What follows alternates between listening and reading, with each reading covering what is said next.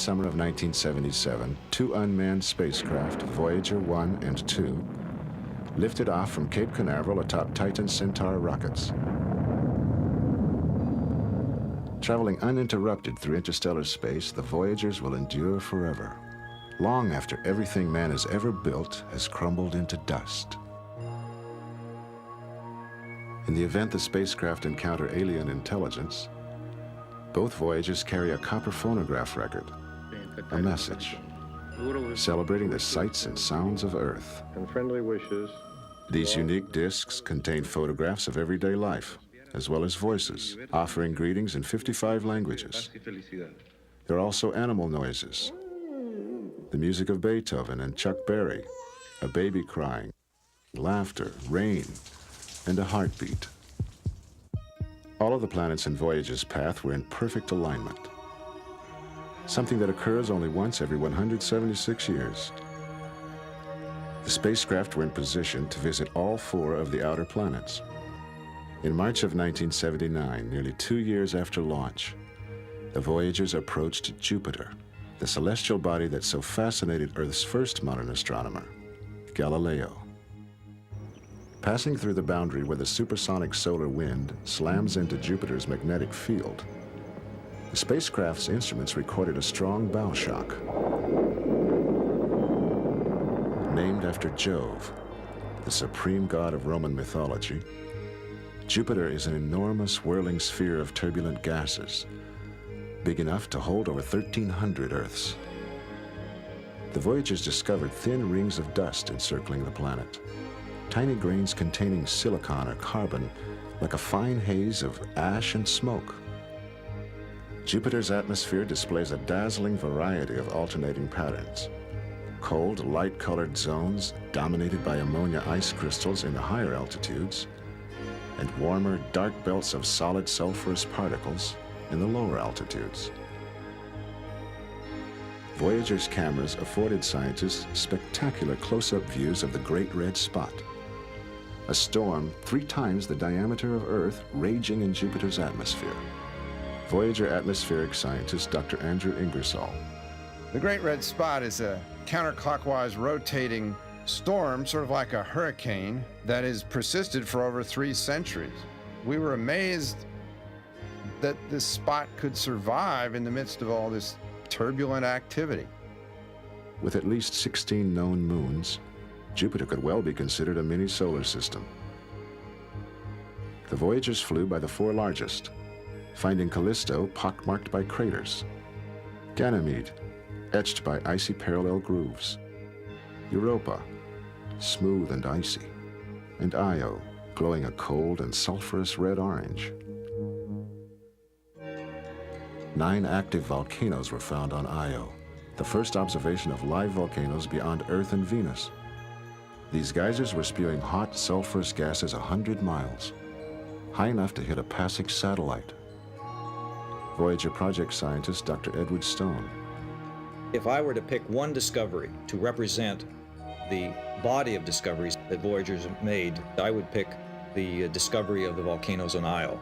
These were totally unexpected and really forced us to reconsider our whole concept of the evolution of small moons which are orbiting in the outer solar system. Pulling away from Jupiter after a joint reconnaissance of more than 6 months, the Voyagers got a healthy boost from Jupiter's orbit and made a beeline for Saturn. Mystifying man since the dawn of history, Saturn bears the name of the mythological god of the harvest, who reigned in the Golden Age. Traveling at more than 55,000 miles per hour, Voyager 1 arrived in November of 1980, only 12 miles off course after an interplanetary journey of more than 1 billion miles. Voyager's instruments found Saturn's atmosphere to be a cold ball of hydrogen and helium gases, racked by huge whirling storms and whipped by winds of up to 1,100 miles per hour. Saturn's magnificent rings, thought to have been the result of collisions between earlier moons and asteroids, consist of thousands of particles, swirling pieces of rock and ice, streaked like the grooves in a phonograph record. Voyager atmospheric scientist Dr. Andrew Ingersoll.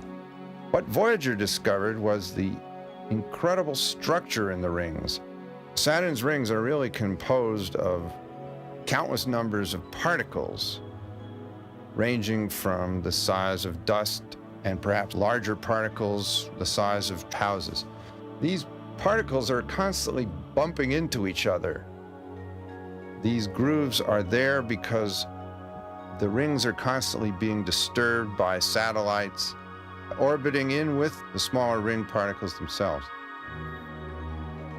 As the Voyagers swept by, sunlight penetrated, backlighting and brilliantly illuminating the splendor of the rings, like the spokes of a gigantic Catherine wheel. Voyager 1 flew within 2,500 miles of the surface of Saturn's largest moon, Titan. One of only 3 moons in the solar system known to have an atmosphere, Titan may help unlock secrets to the origins of life. Voyager project scientist Dr. Edward Stone. Certainly one of the more exciting discoveries at Saturn was the atmosphere of Titan. It's an atmosphere which is mainly nitrogen like that here on Earth, but which contains methane, so that the photochemistry going on there today may resemble very strongly that which occurred here on Earth billions of years ago before life evolved. By swinging around Saturn, after a close-up view of Titan, Voyager 1 was propelled out of the plane of the solar system and is now traveling toward interstellar space. First detected in 1781 by English astronomer Sir William Herschel, Uranus, in Greek mythology, is the name for the heavens. 5 years and almost 1 billion miles after leaving Saturn, Voyager 2 reached Uranus in January of 1986. Like all the other planets, Uranus spins like a top, but tipped over on its side. Strangely tilted and off-center, Uranus's magnetic field extends in a bizarre corkscrew tail millions of miles into space. Its magnetic poles are also wildly askew. Voyager 2 discovered 2 new rings, dark, narrow, thin bands of ice, rock, and dust with particles the size of a fist. Although Voyager 2 discovered 10 new Uranian moons, the most eagerly anticipated event was the close encounter with Miranda, one of the most bizarre moons in our solar system. Close-ups of Miranda revealed a strange and wondrous landscape, including a canyon 12 miles deep. Miranda may have collided with another moon, shattered, and then by the force of its own gravity, slowly reassembled itself into this chunk of rock and ice. These digitized photographs are a silent testament to the violent origins of our solar system. After 12 years on the road and another 1 billion miles, Voyager 2 was an exhausted traveler. By August of 1989, Voyager 2 was speeding more than 40,000 miles per hour toward its rendezvous with Neptune, the last stop on its spectacular grand tour of the 4 outer planets. Discovered in 1846, Neptune was named after the mythical Roman god of the sea. The planet appears blue because its methane absorbs most of the red in the spectrum, leaving mostly green and blue. Voyager 2 flew by Neptune only 22 miles off its charted course, and only 1 second off its scheduled flyby time. Skimming only 3,000 miles over the planet's north pole, Voyager found Neptune to be a giant ball of melted rock and ice, cloaked in hydrogen, helium, and methane gases, its atmosphere whipped by winds of up to 700 miles per hour. Voyager flew the closest that any spacecraft has come to one of the outer planets, discovering at least 4 complete rings of ice and rock, 6 new moons, and a great dark spot, a hurricane the size of Earth raging in Neptune's southern hemisphere. Dr. Andrew Ingersoll. The storm revolves around the planet every 18 hours, and then it rotates around its own axis like a big glob of pizza dough every 16 days. Largest of Neptune's 8 moons, Triton orbits in an opposite rotation from the planet. Triton was once probably an independent object in orbit around the Sun, until it collided with a moon and was captured by Neptune's gravity.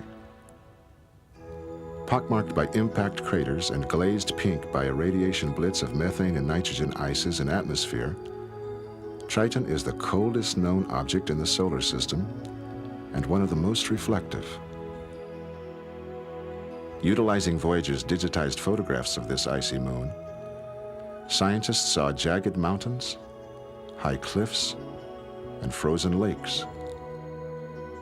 The most bizarre discovery on Triton was the presence of icy geysers, some of which are still active, spewing organic particles 100 miles downwind. Dr. Edward Stone. The Voyager mission to the outer planets has certainly been a journey of a lifetime. Having encountered Triton as the last world we would visit, I don't see how any of the scientists could have been happier. Voyager 2 has set its course for southwest of the constellation Sagittarius. Traveling at 10 miles per second, it is expected to pass 4 light-years from Sirius, the brightest star in the heavens, 290,000 years from now. At 70 times further from the Sun than the Earth, Voyager 1 is at the very edge of the solar system. The Sun there is only 1/5,000th as bright as it is here at Earth. For 25 years, the Pioneer 10 spacecraft led the way in pressing the frontiers of our realm of exploration.